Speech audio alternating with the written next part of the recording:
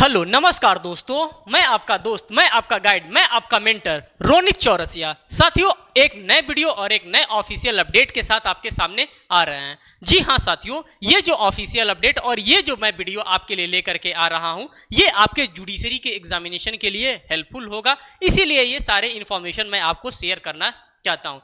साथियों, इसमें आज हम बात करेंगे माइनर लॉ एक्ट पे। माइनर लॉ का जो भी सीरीज होता है, उन सभी सीरीज पे हम यहाँ पे डिटेल में एनालिसिस करेंगे। साथ ही साथ हम इस बुक के बारे में भी रिव्यू करने वाले हैं। इस बुक का जितना भी कंटेंट हो सकता है, उन सभी कंटेंट को हम आपके सामने क्या करेंगे, एक एक करके एनालिसिस करने वाले हैं। सबसे पहले इस बुक को मैं आपके सामने शो कर देना चाहता हूं कि हाँ, यही बुक है और इसी बुक के पूरे कंटेंट को हम आपके सामने यहाँ पे एनालिसिस करने वाले हैं कि इस बुक में क्या क्या चीजें, कौन कौन सा कंटेंट आपके एग्जामिनेशन के लिए प्रोवाइड किया गया है। साथ ही साथ किस किस एग्जामिनेशन में इस यहाँ से माइनर लॉ से आपके एग्जामिनेशन में क्वेश्चन पूछे जाते हैं। तो अगर हम साथियों इस बुक के भाग की बात करते हैं, तो ये बुक का भाग है भाग नंबर 29।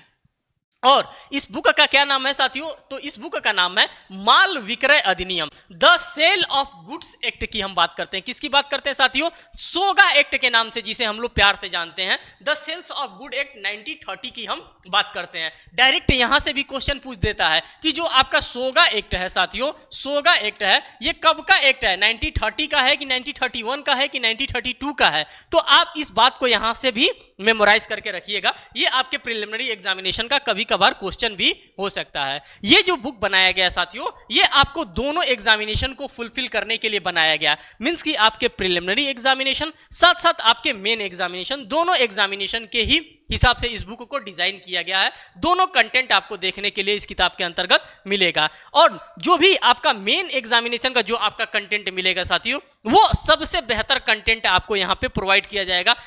आपको क्वेश्चन भी प्रोवाइड किया जाएगा, क्वेश्चन के साथ साथ उसी के अकॉर्डेंस में उसका आंसर भी प्रोवाइड किया जाएगा। ये इस किताब का महत्वपूर्ण फैक्ट है, ये इंपॉर्टेंट फैक्ट है और इसी फैक्ट पे हम यहाँ पे डिस्कस करने वाले हैं। साथियों, आप सभी लोगों को पता है कि विधि भारती पब्लिकेशन के द्वारा इस बुक को पब्लिश किया जाता है और इसी बुक का हम यहाँ पे पूरे कंटेंट का रिव्यू करने वाले हैं। साथियों, यहाँ पे आप देखिए, आप कोई भी बुक अगर परचेस करने जाते हैं तो सबसे पहले आप कंटेंट देखते हैं कि वाकई में ये जो कंटेंट बनाया गया है, ये हमारे एग्जामिनेशन के डिजायर के ही हिसाब से बनाया गया है कि जो भी मन किया है वो भी बना दिया गया। आजकल मार्केट में बहुत से ऐसी किताबें आ रही हैं कि बस फर्जी बन जा रहे हैं, लेकिन ये जो कंटेंट आप देखेंगे तो यहाँ पे आपके मेन एग्जामिनेशन और प्रिलिमिनरी एग्जामिनेशन को फोकस्ड करके ही इस कंटेंट को यहाँ पे डिजाइन किया गया। क्योंकि जब कभी भी आप कोई भी यहाँ पे सब्जेक्ट देखेंगे या फिर कोई भी क्वेश्चन आप देखेंगे, तो आप देखेंगे कि आप कनेक्ट करके देखेंगे कि हाँ, वो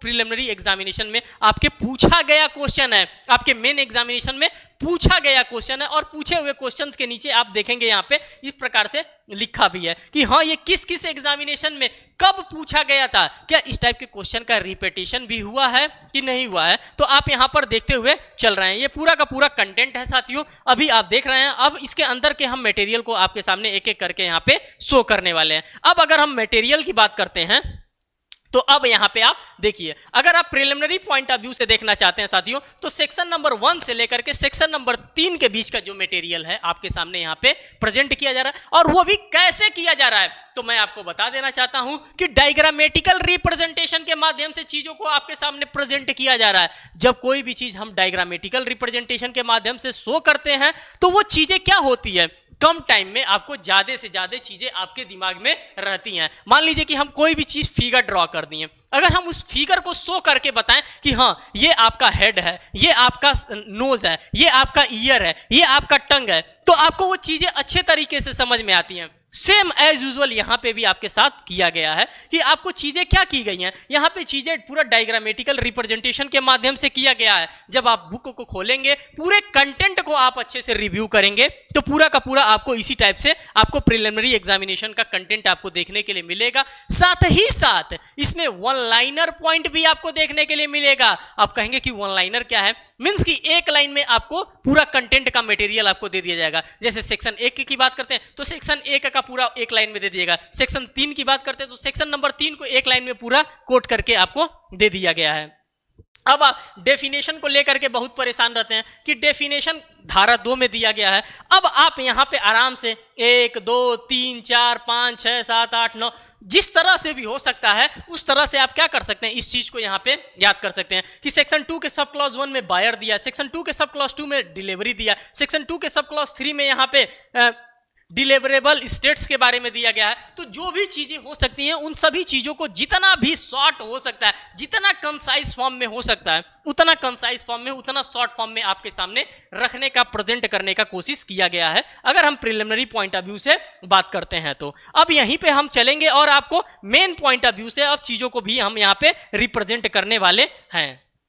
अब देखिए सभी चीजों को आप यहां पे क्या कर रहे हैं, सभी चीजों को आप डायग्रामेटिकल रिप्रेजेंटेशन के माध्यम से पा रहे हैं। और वो इंपॉर्टेंट सेक्शंस की अगर हम बात करते हैं जो कि आपके एग्जामिनेशन में रैंडमली आस्क किया जा रहा है, बार बार आपसे पूछा जा रहा है, उन बार बार वाले सेक्शंस को यहां पे ऑलरेडी रख दिया गया है कि भाई सब पे फोकस भले ना करना, लेकिन ये जो सेक्शन आपके सामने 4 5 6 से 8 9 से 10 11 से 17 यहां वाले सेक्शन को आपको क्या करना है, विशेष ध्यान देना है, क्योंकि यहां वाले सेक्शन से क्वेश्चन बन रहे हैं और आप प्रीवियस ईयर के पेपर को आप एनालिसिस करेंगे तो वहां से आपको धूमधाम से क्वेश्चंस देखने के लिए मिलेगा। अब हमारा जो मेन फोकस है साथियों, इस मेन एग्जामिनेशन के क्वेश्चन पे फोकस है। अगर आप क्वेश्चन नंबर फर्स्ट को यहां पे एनालिसिस कर रहे हैं तो देखिए कह रहा है माल विक्रय अधिनियम 1930 के तहत विक्रय की संकल्पना को विशद कीजिए। माल विक्रय संविदा के विभिन्न आवश्यक तत्व कौन से होते हैं, और आप देख सकते हैं बिहार जे 2017 के एग्जामिनेशन में ये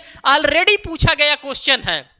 तो आप सभी लोगों को पता है कि बिहार जुडिशरी का मेन एग्जामिनेशन बहुत ही जल्द कंडक्ट होने वाला है और उसी को ध्यान में रखते हुए, उसी को कंसीडर करते हुए ये माइनर लॉ आपके लिए क्या किया जा रहा है, आपके लिए प्रेजेंट किया जा रहा है कि आप क्या करेंगे, आप इसको फोकस्ड करेंगे। आप अपने बिहार जुडिशरी को अगर टारगेट करना चाहते हैं, अगर आपको लगता है कि नहीं मुझे जज ही बनना है और सिर्फ जज बनना है, तो आपको इन सभी सब्जेक्ट पे आपको फोकस्ड करना पड़ेगा। तू हंस तू मुस्कुरा तू रोना कम कर दे, तू हंस तू मुस्कुरा तू रोना कम कर दे, तू जिंदा है जिंदगी की नाक में दम कर दे। उसी के तर्ज पे हमें साथियों काम करना है और एक एक दिन का अपने भरपूर यूटिलाइज करते हुए हमें चलना है। तो आप देखिए जिस प्रकार से आपका क्वेश्चन पूछा गया है उसी के रेलेवेंसी में यहां पे आपको आंसर भी देखने के लिए मिल रहा है। जैसे कि आपका क्वेश्चन देख लिए, अब आपको विक्रय और विक्रय करने का करार कहां आपको प्रोवाइड किया गया, धारा 4 के अंतर्गत प्रोवाइड किया गया। और इसी प्रकार से आप क्या करेंगे, आप अपने आंसर को यहां पे सजा करके, जिस प्रकार से यहां पे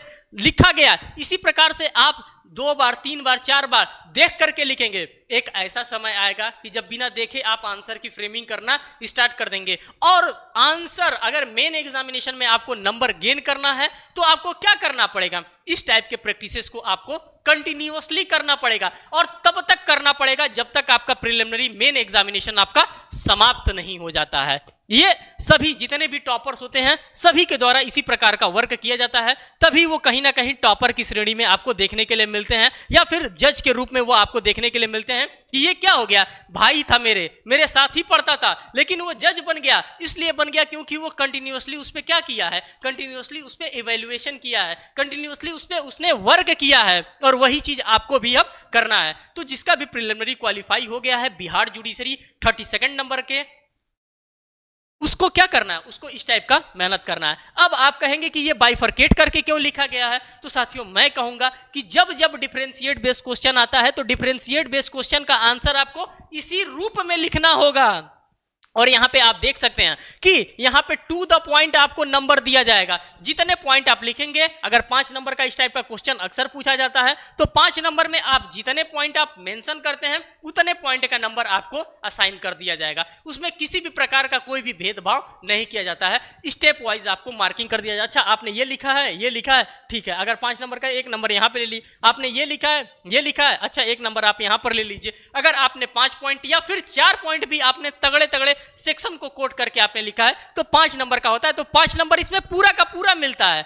तो इसीलिए इस क्वेश्चंस की डिमांड होती है और इसीलिए ये सभी चीजों को मैं आपके सामने यहां पे शो भी कर रहा हूं कि इसी फॉर्मेट में आपको क्या करना है, या फिर आप डायग्रामेटिकल रिप्रेजेंटेशन के माध्यम से भी आप चीजों को क्या कर सकते हैं, यहां पे लिख सकते हैं। अब एग्रीमेंट टू सेल की हम बात करते हैं और हायर परचेजर एग्रीमेंट की बात करते हैं। दोनों में डिफरेंशिएट बेस्ड क्वेश्चन बिल्कुल पूछा जा सकता है। आपके जुडिशरी के अगर सिलेबस में है सेल्स ऑफ गुड एक्ट, अगर सोगा एक्ट है तो यहां से क्वेश्चन पूछा जा सकता है और इस टाइप के भी क्वेश्चन बन सकते हैं। इसीलिए इन सभी चीजों को क्या किया गया है, आपके सामने यहाँ पे प्रेजेंट करने का काम किया जा रहा है कि आपका कोई भी ऐसा क्वेश्चन ना हो जो कि आपके एग्जामिनेशन से पहले आपका तैयार ना हो। आपकी तैयारी को ही मजबूत करने के लिए ये सारे कंटेंट आपको शो किए जा रहे हैं और खास करके बिहार जुडिशरी का एक अच्छा सिलेबस के अंतर्गत माना जाता है और यहाँ पे इसका वेटेज भी बहुत तगड़ा होता है बिहार जुडिशरी में। इसीलिए इस चीज को यहाँ पे आपके सामने यहाँ पे रखने का हम लोग काम कर रहे हैं। आगे आप देख रहे हैं पूरा का पूरा बाइफर्केशन बेसिक क्वेश्चन आपको बनता है और इसीलिए पूरा का पूरा बाइफर्केशन बेसिक क्वेश्चन आपको यहाँ पर देखने के लिए मिल रहा है। अब यहाँ पे आप देखिए सिचुएशन बेस्ड हाइपोथेटिकल बेस्ड आपको क्वेश्चन देखने के लिए मिल रहा है। कह रहा है x found a ring. He made a reasonable search for the owner, but could not find him. Later, he sold the ring to Y, and the true owner recovered the ring from Y.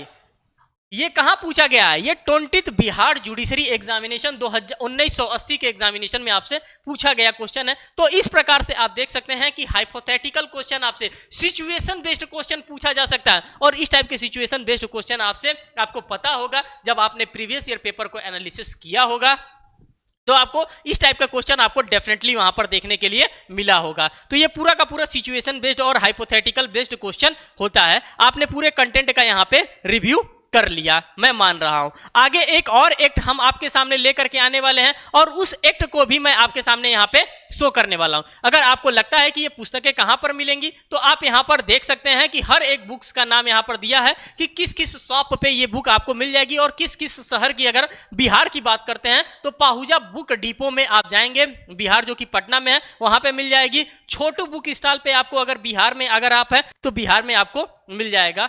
तो इस प्रकार से सारी चीजों को आपने यहाँ पे ऑब्जर्व किया। अब हमारे पास एक और नेक्स्ट माइनर लॉ है जो कि ये भी माइनर लॉ आपके एग्जामिनेशन में बार बार पूछे जाते हैं, एडीआर मैकेनिज्म।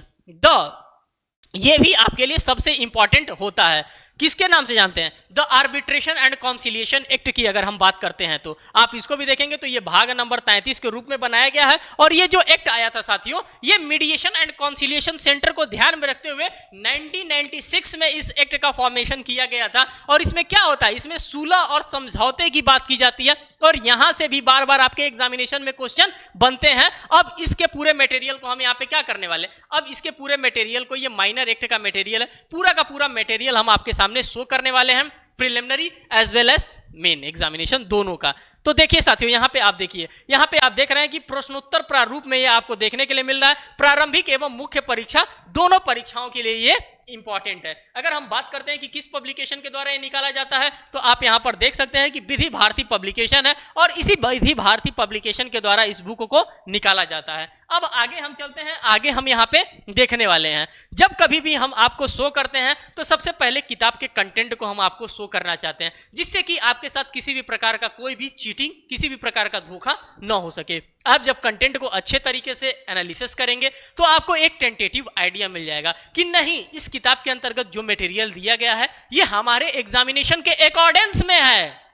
ऐसा नहीं है कि फर्जी तरीके से आपको प्रोवाइड कर दिया गया, अकॉर्डेंस में यह मटेरियल और पूरा का पूरा मटेरियल आप यहाँ पे क्या कर रहे हैं, ऑब्जर्व करते हुए चल रहे हैं। अभी तक आप लोगों ने ये पूरा देख लिया। अब हम बात करेंगे यहाँ पे मुख्य परीक्षा में पूछे गए प्रश्न। अब आप कहेंगे कि ये भी हमारे लिए है क्या, तो आप देखिए ये बिहार में पूछा गया प्रश्न है, बिहार में पूछा गया प्रश्न है, बिहार में पूछा गया प्रश्न है।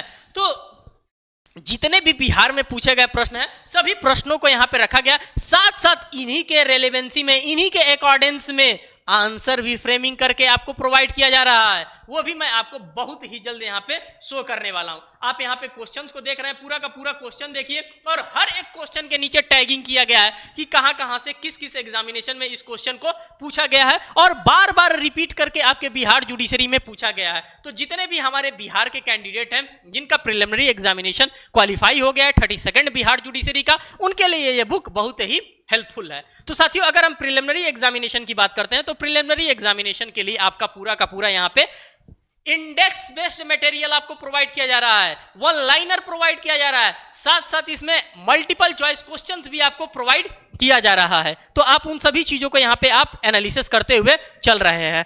जो भी जरूरत पड़ रही है साथियों उसको डायग्रामेटिकल रिप्रेजेंटेशन के माध्यम से भी यहाँ पे आपके सामने शो किया जा रहा है। अब आप देख लीजिए ये सभी के सभी मटेरियल आपको वन लाइनर फॉर्मेट में शो किया जा रहा है, जैसे धारा 2 को क्या कर रहा है, धारा 2 ख क्या कर रहा है, धारा 2 गो क्या कह रहा है। तो ये मटेरियल जो होता है आपके एग्जामिनेशन में, अगर प्रिलिमिनरी एग्जामिनेशन की बात करते हैं तो प्रिलिमिनरी एग्जामिनेशन में यहां से बार बार क्वेश्चन आपके एग्जामिनेशन में यहां से फंसते हैं। अब हम ज्यादा फोकस इस पे हम मेन एग्जामिनेशन के पॉइंट ऑफ व्यू से करना चाहते हैं, क्योंकि ये जो बुक है यहाँ पे प्रिलिमिनरी पॉइंट ऑफ व्यू से तो आपने देख लिया, मेन एग्जामिनेशन के पॉइंट ऑफ व्यू से मैं आपको इसको शो करना चाहता हूं। बिहार जे 1980, बिहार जे 1986, बिहार जे 1991, बिहार जे सन 2000, बिहार जे सन 2006। आप देख लीजिए कि हर बार इस टाइप के क्वेश्चन को पूछा गया है। क्वेश्चन क्या है, मध्यस्थ की नियुक्ति करने की न्यायाधीश की क्या शक्तियां हैं और इसके लिए कौन सी प्रक्रिया अपनाई जाएगी। पहला क्वेश्चन आपने ये देख लिया, उन परिस्थितियों का वर्णन कीजिए जिसमें न्यायालय मध्यस्थ को नियुक्त तथा अपदस्थ कर सकता है। किन परिस्थितियों में न्यायालय द्वारा मध्यस्थ को हटाया जा सकता है। वाद के लंबन के दौरान मध्यस्थ की नियुक्ति कब हो सकती है, मध्यस्थ कब नियुक्त किया जा सकता है, क्या मध्यस्थ को अंतरिम आदेश देने की सत्ता है, मींस कि उसके पास अथॉरिटी है, उसके पास पावर दिया गया है कि नहीं दिया गया है। तो इस टाइप के अगर क्वेश्चंस आपके सामने आ रहे हैं तो इसी के अकॉर्डेंस में आपको यहाँ पे आंसर देखने के लिए मिल रहा है, और पूरा का पूरा आंसर इस क्वेश्चन को ही देख करके फॉर्म किया गया है। और ये जो भी आंसर फॉर्म किया गया है अच्छे एजुकेटर के द्वारा ये आंसर को बनाया गया है, जो कि कई बार मेन एग्जामिनेशन उनके द्वारा दिया गया है। तो आप देख सकते हैं, आप समझ सकते हैं कि जो एक टॉपर होता है, टॉपर कैसे बनता है, इसी टाइप के क्वेश्चन को वो एनालिसिस करता है, सेलेक्टेड क्वेश्चंस को पढ़ता है, स्मार्ट स्टडी करता है, और स्मार्ट स्टडी से ही आप जज बन सकते हैं। आप सोचेंगे कि हम नहीं, हम तो सेक्शन नंबर 1 से स्टार्ट करेंगे और लास्ट सेक्शन तक हम पढ़ेंगे, हम तो वही करेंगे जो कि किसी ने नहीं किया, हम हर एक सेक्शन पे कमांड देंगे, पता चलेगा परीक्षा खत्म हो जाएगा, आप अभी 20 से 25 सेक्शन को अच्छे से तैयार कर सकते हैं। तो आपको क्या करना होगा, आपके पास टाइम कम है, और कम टाइम में आपको क्या करना है, स्मार्ट वे में आपको पढ़ते हुए चलना है। जितने अच्छे तरीके से, जितने स्मार्ट वे में आप पढ़ेंगे, जितने स्मार्ट वे में आप आंसर राइटिंग की फ्रेमिंग करेंगे, यही आपका मेन होता है। अगर आपने मेन एग्जामिनेशन निकाल लिया तो इंटरव्यू तो बस वैसे ही है, दिखावा मात्र का। आपको वहां पे छटनी की बात की जाती है कि वहां पे छाटने का काम किया जाता है। मेन अगर आपने यहां पे अच्छा मार्क्स गेन कर लिया है मेन एग्जामिनेशन में, अगर आपका इंटरव्यू अच्छा नहीं भी जाता है फिर भी आप क्या मिलते हैं, आप सेलेक्टेड कैंडिडेट मिलते हैं, आप सेलेक्ट हो जाते हैं। अगर मान लीजिए कि 1000 का पूरा आपका मेन एग्जामिनेशन कंडक्ट करवाया गया, एक एग्जांपल के तौर पे ले रहे हैं, यहाँ पे मैंने लिख दिया, अगर 1000 मार्क्स का आपका मेन एग्जामिनेशन कंडक्ट कराया गया, अगर इसमें से आप 800 नंबर आपने गेन कर दिया, 800 नंबर आपने गेन कर लिया, ठीक, साथ ही साथ 100 नंबर का यहाँ पे क्या है, यहाँ पे 100 नंबर का इंटरव्यू भी है। आपने इंटरव्यू में मान रहे हैं कि अगर बहुत किस्मत खराब है 50 नंबर भी मिला आपको, तो 800 और 50 नंबर ये मिलाकर 850, आप 1200 मार्क्स का अगर पेपर है तो आप जुडिशरी को क्वालिफाई कर लिए। यहाँ पे ये स्ट्रेटेजी चलता है, ये गणित चलता है, और इसी गणित को आपको क्या करना है, इसी गणित को आपको सीखना है और इसी गणित को आपको समझते हुए चलना है। इसीलिए मैं बार बार आपको यहाँ पे क्या शो कर रहा हूँ, यहाँ पे बिहार जुडिशरी शो कर रहा हूँ, और बिहार जुडिशरी इंटेंशन है, मैं शो कर रहा हूँ, इसी इंटेंशन से को शो कर रहा हूँ कि जब बात दिल पे लगेगी तभी बात बनेगी। दिल पे लगाना है कि नहीं ये क्वेश्चन बन रहा है, इस टाइप के क्वेश्चन बन रहे हैं, तो इसी के अकॉर्डिंग में हमको आंसर की फ्रेमिंग करनी है। अब यहाँ पे पूरा का पूरा आप आंसर देखेंगे कि किस प्रकार से उसको क्या किया गया है, किस प्रकार से उसमें अमेंडमेंट किया गया है, कि ये 1996 का हमारा एक्ट बनाया गया है क्या, इसके पहले भी हमारा mediation and conciliation, arbitration and conciliation act बना था, कि कैसे बना था, क्या किसी एक्ट को रिपील करके बनाया गया, सारी चीजों को बारे में आपको यहाँ पर देखने के लिए मिलेगा। 16 के लिए बातचीत पर टिप्पणी, बिहार जे 2017 का क्वेश्चन है, और इस टाइप के क्वेश्चंस की डिमांड आप अक्सर देखते हैं, और इस टाइप का मैटर भी आप जब अगर आपने प्रैक्टिस कभी किया होगा तो इस टाइप का मैटर भी आपने बहुत ही देखा होगा। तो साथियों जो भी कंटेंट था इस किताब का, इस किताब के पूरे कंटेंट को मैंने आपके सामने एक एक डिटेल में रिव्यू करने का काम किया है। साथियों अगर इसके बाद अगर आप लोगों को लगता है कि किसी दूसरे बुक पे अगर हमको रिव्यू करना है तो आप वो भी कमेंट सेक्शन में बता सकते हैं कि इस बुक पे आप हमको रिव्यू प्रोवाइड करिए, तो मैं 100% कोशिश करूंगा और उस नेक्स्ट बुक में भी आपके लिए रिव्यू लेकर के आऊंगा। साथियों अगर आप चैनल पे नए हैं तो चैनल को जरूर सब्सक्राइब करिएगा, वीडियो को लाइक करिएगा और बेल बटन दबाना तो बिल्कुल भी ना भूलिएगा, जिससे मैं कोई भी लेटेस्ट अपडेट लेकर के आ रहा हूं तो सबसे पहले आप तक मिले। फिर मिलेंगे एक नेक्स्ट अपडेट के साथ। Thank you.